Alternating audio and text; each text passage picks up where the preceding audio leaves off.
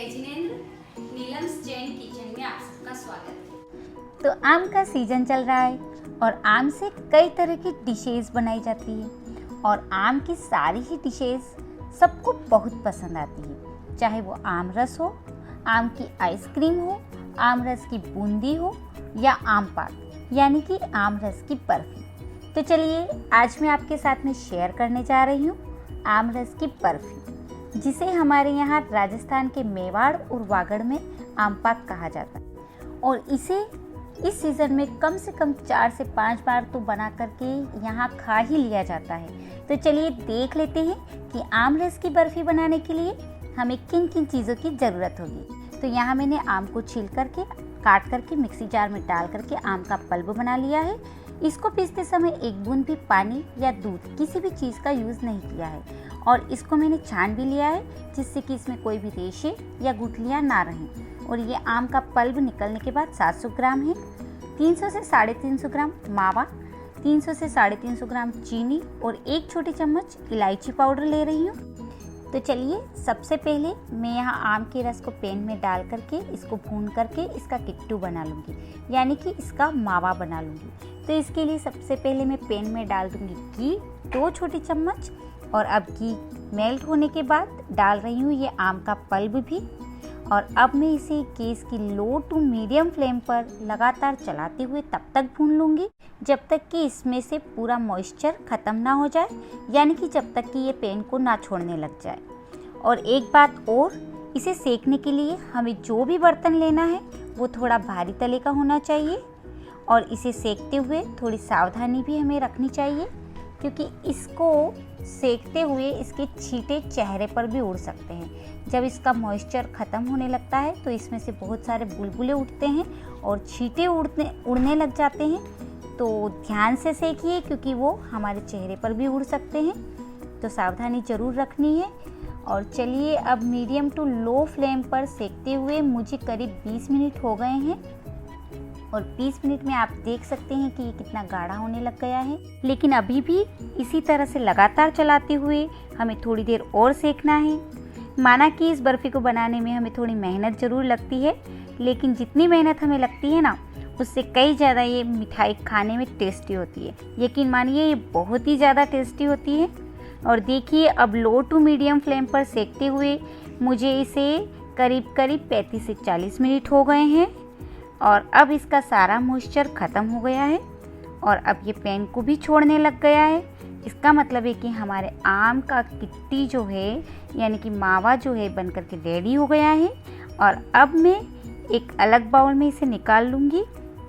Friends, आप चाहें तो इस किट्टी को बना करके फ्रीज़र में 2 से 3 महीने तक स्टोर करके भी रख सकते हैं और जब कभी अचानक आपकी आम बर्फ़ी खाने की इच्छा हो तो आप चाशनी बना करके इसे डाल करके बर्फ़ी बना करके भी खा सकते हैं। तो चलिए अब मैंने इसे अलग बाउल में निकाल लिया है और अब हम बना लेते हैं इसके लिए चाशनी। तो इसके लिए मैं पैन में डाल रही हूँ चीनी और जितनी ही चीनी मैं पैन में डाल रही हूँ उसका जस्ट आधा, मतलब अगर 1 कप चीनी डालेंगे तो आधा कप पानी। तो जितनी चीनी मैं डाल रही हूँ यहाँ मैं 1.5 कप चीनी डालूँगी और उसका जस्ट आधा मैं पानी डाल रही हूँ इसमें। और अब हम चीनी घुलने तक लगातार इसको चलाते रहेंगे। हमें इसकी चाशनी एकदम कड़क चाहिए, जिससे कि बर्फ़ी जल्दी से और अच्छे से सेट हो जाए। तो चाशनी को बनते हुए लगभग 5 से 6 मिनट हो गए हैं और अब मैं चाशनी में डाल रही हूँ इलायची पाउडर और इसी के साथ मावा भी डाल रही हूँ। फ्रेंड्स, मैं ये जो मावा डाल रही हूँ वो मैंने घर पर मलाई से घी बनाया था।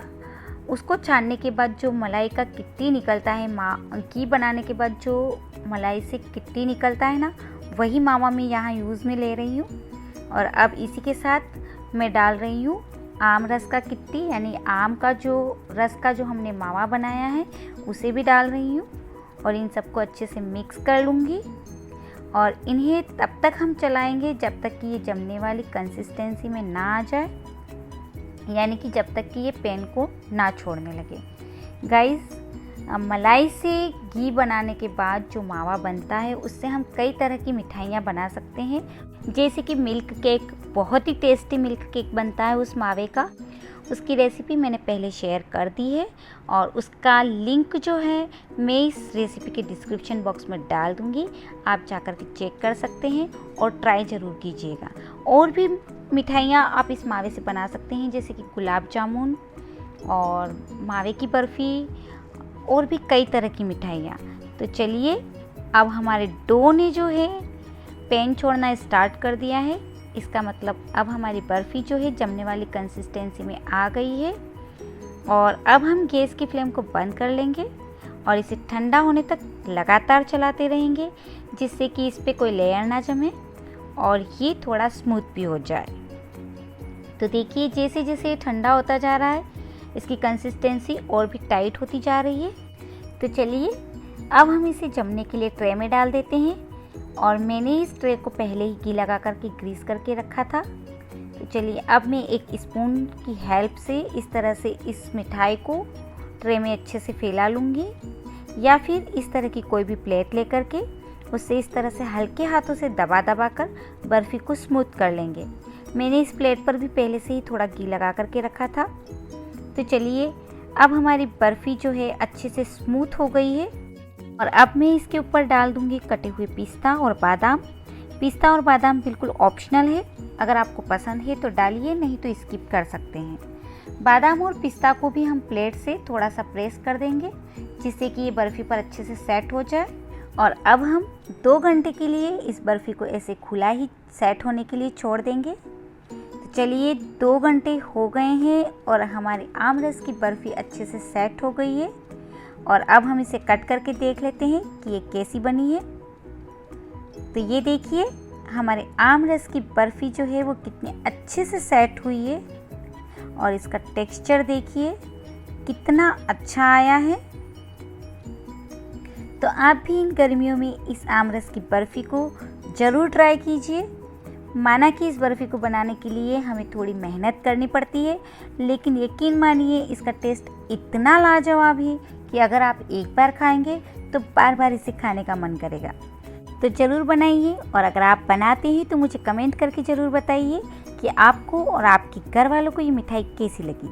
अगर आपको पसंद आई है तो प्लीज़ मेरी इस रेसिपी को नीचे लाइक का बटन है उसे प्रेस करके लाइक कर दीजिए, ज़्यादा से ज़्यादा शेयर कर दीजिए।